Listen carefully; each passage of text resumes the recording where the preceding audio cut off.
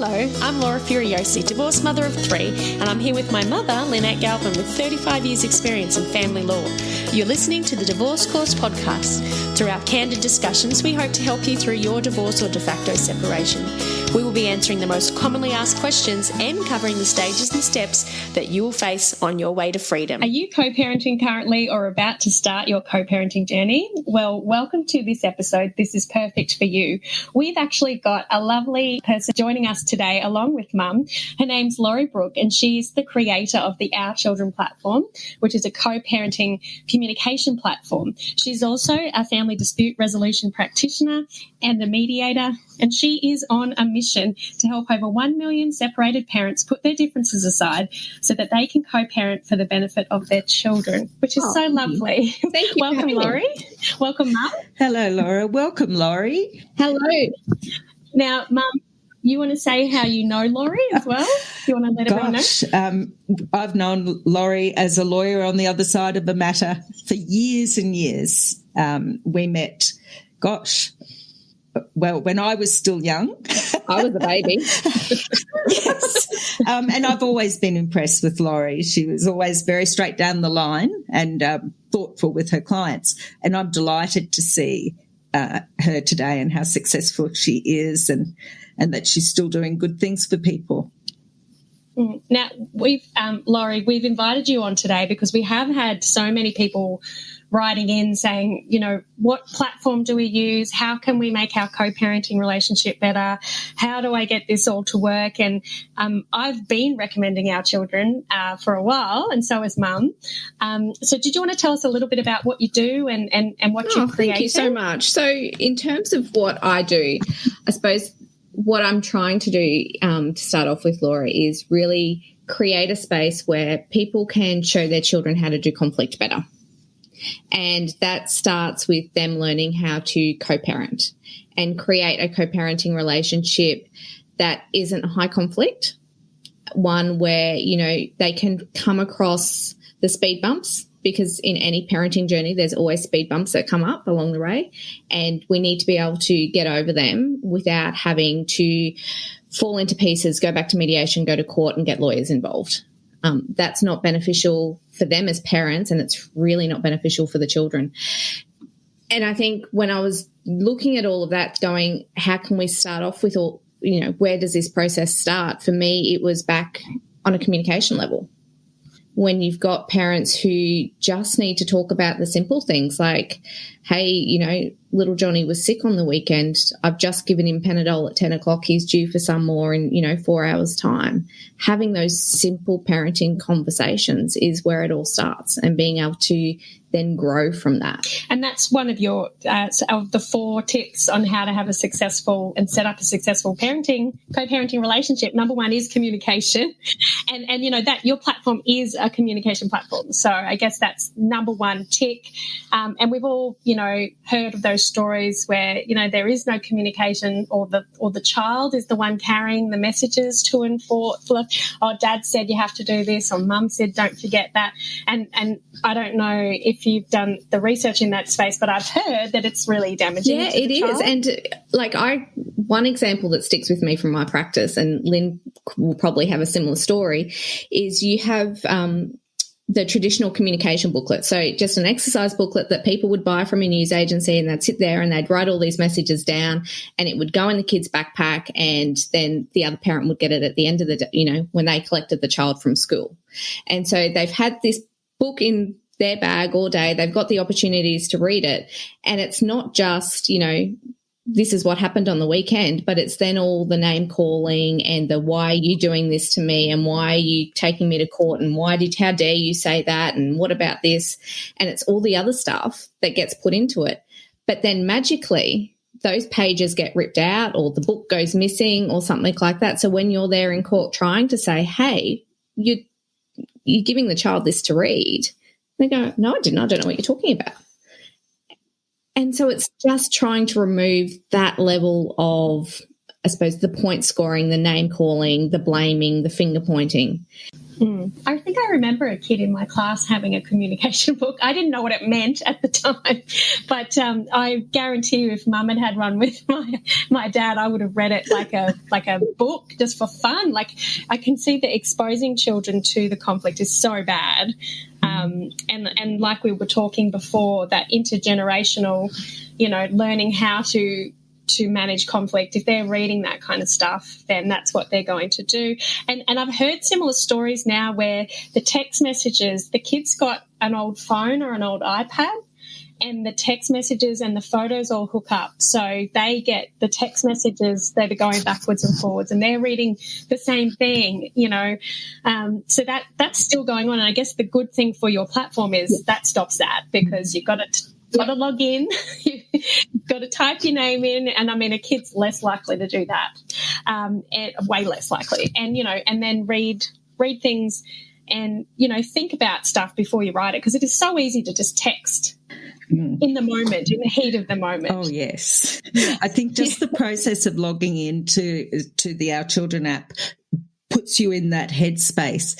Another thing, Lorrie, with your story, we did think we got pretty smart many years ago by introducing a communication book that was in duplicate, so it automatically, and that way you kept what you wrote and the copy went to the other parent and the pages were numbered. But it didn't solve the fundamental problem that it was the child who was literally being the messenger back and forth. It was terrible.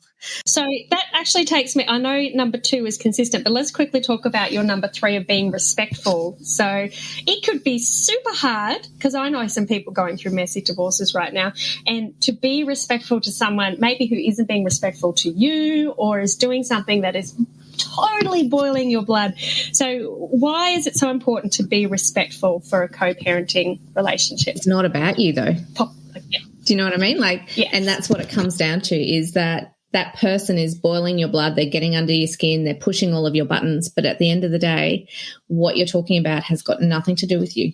It's got everything to do with these little people that you've created, and they deserve to be happy. They deserve to have mum and dad love them for who they are and not fight and create conflict because they don't like each other anymore.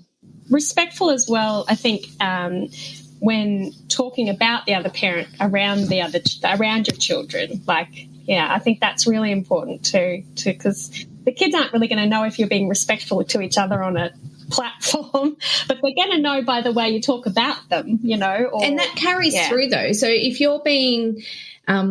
you're pretending to be respectful about the other parent to the kids, but then, behind closed doors or on the platform, you're calling them every name under the sun, or you're point scoring or blaming them for things that is going wrong in your life. And then you've got your girlfriends coming over, or, you're catching up with other mates and you're having that beer and you're talking about, everything that she's doing to get to you or whatever it may be. Then that will come through when you're having those conversations with your kids, whether you think it or not. There'll be the eye roll, or there'll be that little smirk on your face when you make a comment. There's all this body language that we do and the ways that we communicate in a non-verbal way that the kids pick up on, and they are smart. People don't give them enough credit for how smart they are to actually realise what we're thinking and what we're feeling.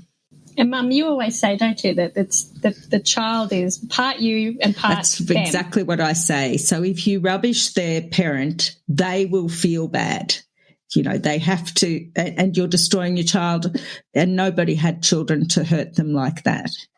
So, it's so important. I guess if you need to have an outlet, go and see a psychologist, work a way around it. But I understand people struggle with it. But when you're looking at your children, and you love them with all your heart, the last thing you want to do, and I think this is the way you've got to think about it, you don't want to hurt them, so forget if you're upset with whoever, just realize whatever you're saying or your mannerisms. And I guess that habit then kicks in, so you're always respectful. Yeah. And the other thing that I found that my clients really have found helpful is that when you stop and you see all these behaviours that they're doing and they're starting to push your buttons, is to take that step back and realise that's their issue. That's not got nothing to do with you.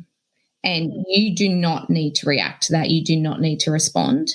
And don't let them take away your power of, how you feel. If you want to be happy, you be happy. If you want to be excited or sad or upset, then that's your decision to make. But don't let them control that. That's so hard, isn't it, though? But I always say to people, look, you loved your children and you still love your children, and being separated doesn't change the way you love your children. So do this for the love of the kids. And from now that I'm older, I also think for my grandkids, for their children, that you will if the children suffer psychological harm as a result of the breakdown, then part of it's on you. You've got to take some responsibility and do the best you can for the future. And, maybe let the other side have that dig. Sorry to interrupt this episode, but we have a really important announcement that very well might just help you out. Are you feeling confused, lost, scared, and overwhelmed by the family law legal jargon and processes? Join the club. Now it's your chance to empower, educate, and equip yourself with the legal know-how and tools you need to get divorced and finally settle.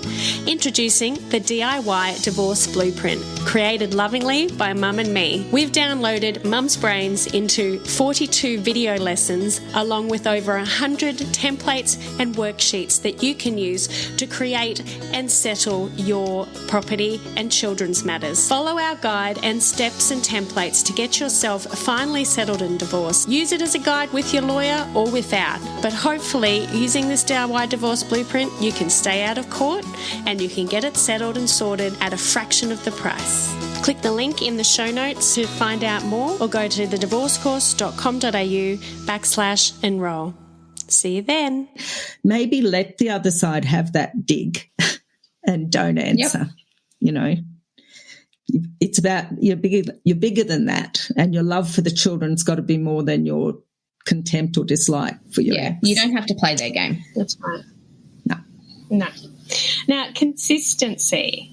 So how does being consistent play into the co-parenting relationship? For your kids, giving them consistency and giving them stability so that they know that if they're meant to be going to dad's this weekend or for this week, that's where they're going. And they know when they're coming home to you that there's not this chopping and changing in terms of parenting relationships to fit in with our lives. It's really, really easy to think that, we've got something on, we really want to go to it. And, if they have another couple of nights with dad or they have another couple of nights with me, that's okay. But if you're doing that on a frequent and regular basis, things become unpredictable. They don't know, are they staying home? Are they going to dad's? Where are they? What are they doing? And when they're trying to then create their own life, when they're, growing up in a social setting and they've got friends they want to meet, or, they've got choir practice or band rehearsal, whatever's going on at school, then they're trying to figure out, do I need to take this home to mum's place? Do I need to take it to dad's place? Do I have to get it? Do I have to bring it back with me? And it just becomes so much more of a juggling act for them, which isn't helpful. No, and that would totally stress me out. I would be stressed out beyond belief, and be going, I don't know, and I have seen some kids go, I've got this birthday party coming up. Whose house am I at? I don't know if I'll be able to go, and it's their social life that gets affected, I guess. So that consistency is important. It's their life. It's their life, and they're entitled to be able to have their own structure to make them happy. And some children, I read a study some years ago, the Institute of Family Studies, Australian Institute of Family Studies, called Suitcase Children. And they talked about how children move between the homes. And some kids don't care. They have duplicate of everything and they just hop happily from one place to the other. Other people, and we know that as adults. So, of course, children, some of them don't handle it very well and will need a lot more structure to move between. And it's just, we are still trying to do one size fits all. And that's the court, but it's up to the parents to know their children and do what they can to help. And consistency, I think, is the absolute key. And I think too, when parents know their children and are willing to put their children first and foremost, then going through that mediation process and creating a plan that works for each individual child is just magical, as opposed to that one-size-fits-all arrangement. So, Lorrie, do you have, like, I know you can't talk about your actual specific mediations, but in your mediations, do you have successful ones where they have a tailored plan for each individual child? Yes, absolutely. Wow. That's great. I think for me, it's generally older children. And when we're talking about tailoring it, it's because they've got so many other things that are going on in their life that to mean, for them to get to all of their events, it needs to be tailored. But you've got parents who are really child-focused and are really willing to put their things, their issues aside and do it for the kids. That's great. And so that the best way, if they can't negotiate that outside of mediation, is to go to a mediator like yourself and just go through it and really be completely child-focused. And, I mean, Mum and I always talk about that the whole aim of all of this in children's matters, it's all in the best interest of the kids, So when people are complaining, but I didn't get to see my children on my birthday, if the kids don't care, it's not really about you. That's right. But and it's hard to get your head around that when you first go in, but then you realise, it is their whole lives. Like when you think about how much I pack to go to Mum's house for a weekend, I pack like 3 suitcases. I don't think, whereas my partner packs like a little bag. So, that difference in personality and what you want around you, your creature comforts, kids are going through that, I guess, and they're living their own little lives, and they're probably, especially at this time where they have zero control over their family breaking up, and they may be exposed unwittingly to a parent being a bit flat or a bit withdrawn because of what they're going through. When we were talking before about the cues and clues that kids pick up when people are talking, one of the ones that people aren't often aware of is that if they come back from Mum's and tell you some things about what's been going on, and you kind of perk up if they're critical about Mum, even if you don't say anything, and they go, Mum wants to hear more of that. And then, as you know, the more you say about things, the more you put it down in your mind, the worse it becomes for you. It becomes your reality. So it's really hard to focus on the positive. Yep. But the kids are so smart, and they do need that structure more than ever during that breakup. One thing, I guess, is they're not going to be on their own. They have other people in their class, and children talk about it now. They didn't when I was a kid. And so they will all be able to compare notes and probably have a pretty fair idea of the arrangements that suit them. I've noticed in the family reports I've seen over the last few years, the kids know all the options and aren't afraid to say what one suits them. Yep. I think too, though, that consistency and stability in terms of arrangements also helps the parents, just be able to take a bit of a breather and not feel like they're constantly having to make decisions and have, arguments and enter into conflict because they've got an agreement in place. It's written down, this is what we're going to do. And if it gives you space to just readjust and, decompress and realise that this is how life works, then it also helps build that foundation for a good co-parenting relationship if you can stick to it. Yes. But I think what you've said there, making sure, like, the less things you have to decide, so the more that you've got in your parenting plan, the more detailed it is, the less arguments there is a potential to have. If you don't put down what time handover is, then you might have an argument about, I want it to be at 2 or I have to do it at 6. But if it's written in there, then there's no argument. So I think, Mum always talks about in the course, kind of the way she talked to me about building a house. She said, imagine, drive up to the front, walk through and pretend you're living your day. And where would you want to put your shopping? Where would you want to go? So the same with you're doing your parenting orders. Imagine you're living a week. Where do you go? What do you do? What things do you need to factor in?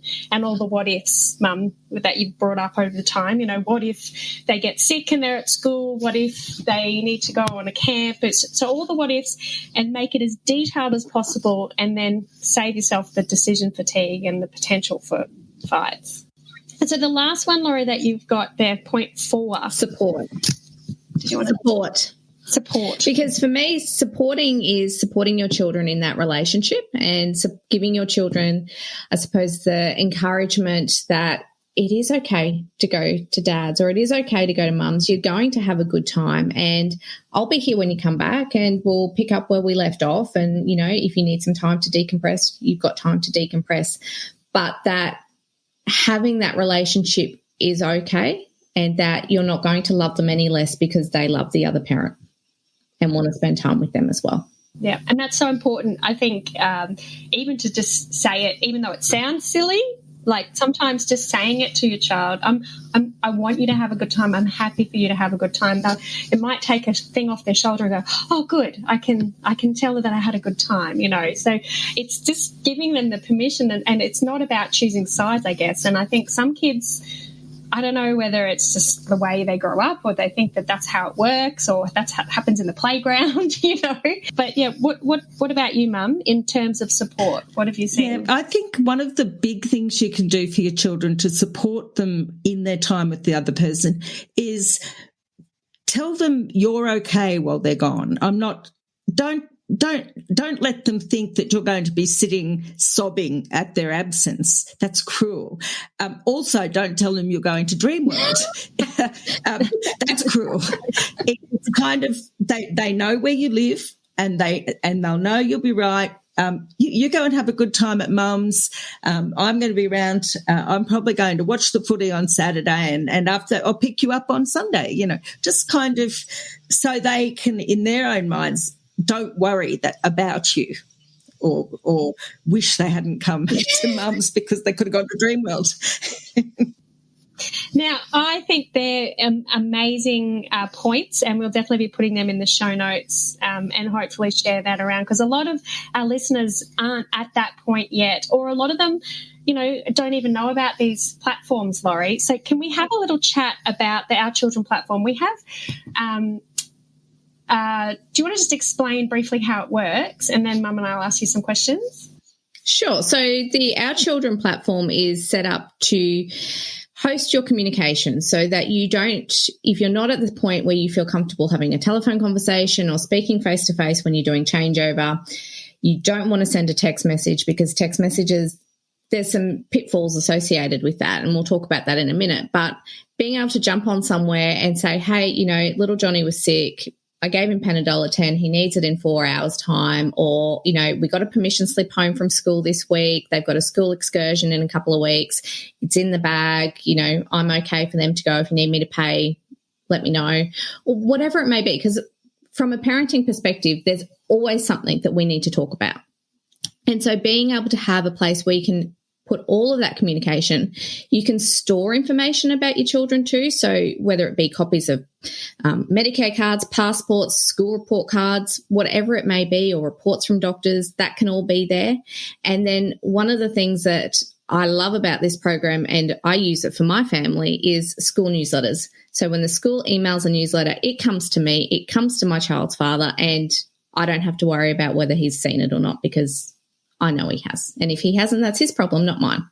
And so it's all about being able to just reduce as much, I suppose, of those little tasks that can often be forgotten, or just, you know, I need to really get dinner on because I know they've got to have a bath, they've got to do their homework, they've got to get to bed before they wake up early in the morning, and, I've got a work report that I have to get done, and, you know, someone wants me to call them tonight.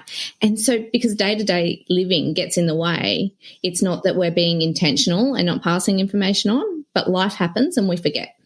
And so if we can remove as much of that responsibility as possible, then it just makes things a lot easier for you guys, because you don't want to have an argument that, hey, you didn't give me that information, you did it on purpose, you don't want me to be involved. And you can sit there and go, well, no, I just forgot. And I think that this platform takes away some of those arguments as well, because you can't delete anything and it shows when they've read it. So I guess if you've got a manipulative and controlling ex and they play that game where, you didn't tell me, or I didn't know about that, or I didn't read your text, you can be like, well, here it is. It's in black and white. I said it on the 20th of December 2019, you know. So I love the beauty of that. And I think also that, like you were talking about with the newsletters, that email email address is brilliant, because forwarding on emails, like you said, living your day-to-day life, you're going to forget, or it's like another job, forwarding on emails and making sure everyone's got everything. But if you've got that one email, I mean, even if you weren't separated, I would probably use it, because it just keeps everything together, you know. And even if you're married still with your husband, you can say, well, you got it too. It's in your inbox. So that's brilliant as well. And the calendar, I think, is brilliant. So putting the calendar in there, and the finance.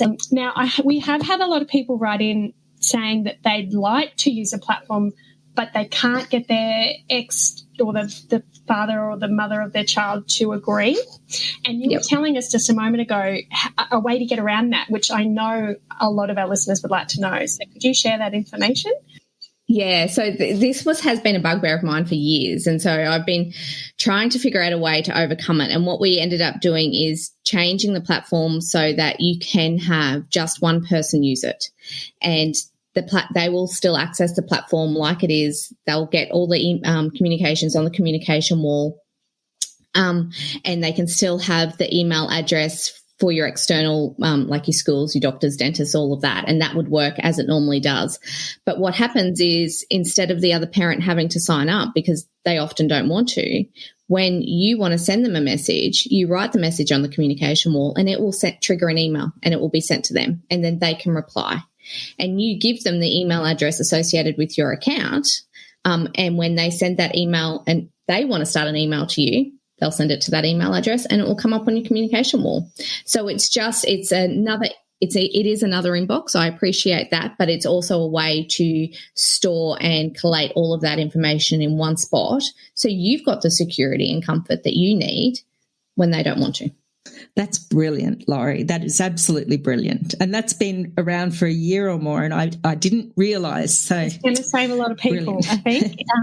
It is. Because I think there's some high conflict people out there for our listeners that just like to have the fights. They like to have the back and forths. And in your platform, Lorrie, if you are both using it, if they type in the communication wall and it says something that might be a little bit not okay or positive co-parenting, what happens?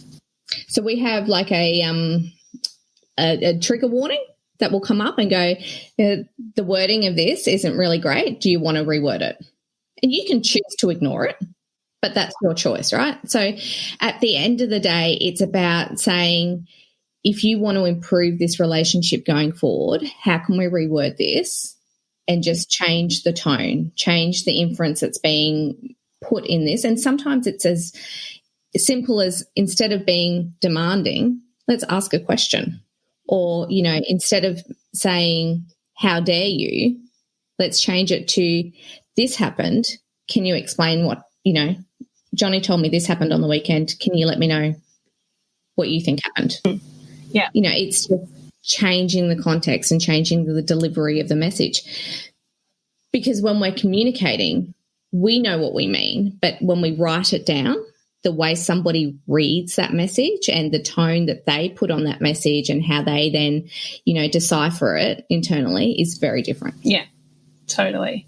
And I think that's great. I think it's just a little reminder and a behavioural reminder, and like with habits, you will just eventually, come around to it. I think that's a really good part. And Mum and I talk about ways to communicate, and we have the communication compass, but it's basically keep your things short, nice, informative and factual, but don't go into just ask yourself the question. No emotion. Is this brief?